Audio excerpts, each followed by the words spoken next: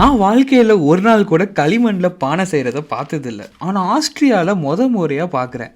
இந்த பொண்ணு எவ்வளோ அழகா அந்த சின்ன பானைய பண்ணுது பார்த்தீங்களா? அந்த மிஷின்ல அழகா த்ரெட் பண்ணி கையில எடுத்துட்டு போகும்போது எவ்வளோ சாட்டிஸ்ஃபைங்கா இருக்குல்ல?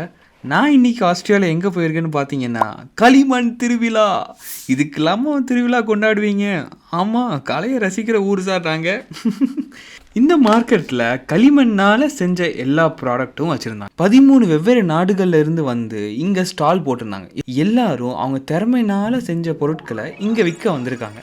இங்க பாருங்க, அந்த அக்கா கம்மல் வாங்கணும்னு கடைக்காரர் ரொம்ப நேரமா கண்ணாடி புடிச்சிட்டு இருக்காரு. பிரெட்ட போட்டு வைக்கிறதுக்கு ஒரு மண்பானை மாதிரி. விலை எவ்வளோ தெரியுமா?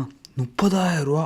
கார்டன், வீட்டுக்கு தேவையான டெக்கரேஷன், இன்னும் எல்லாத்துக்குமே இங்க பொருள் இருந்துச்சு. சரி, நமக்கு தேவைப்படுற தட்டு மாதிரி ஏதாச்சும் எடுக்கலான்னு பார்த்தா 3000 போட்டு வச்சிருக்கான். பரவாயில்ல, நான் நார்மல் பிளேட்லயே போட்டு சாப்பிட்டுக்கிறேன். எந்த திருவிழாலையும் கடை ஓடுதோ இல்லையோ, சாப்பாடு கடை கண்டிப்பா ஓடும். அண்ணன் இங்க ஒருத்தர் அழகா பீட்சா போட்டுட்டு இருக்காரு. சாப்பாடுன்னு ஒன்று தான் ஞாபகம் வருது. நம்ம ஊர் மண்பானை சமையல்ல பண்ண சாப்பாடு டேஸ்டே தனி டேஸ்ட் தான்ல. அந்த மாதிரி இங்கே ஏதாச்சும் கிடைக்குமான்னு பார்த்தா ஒன்றும் இல்லை.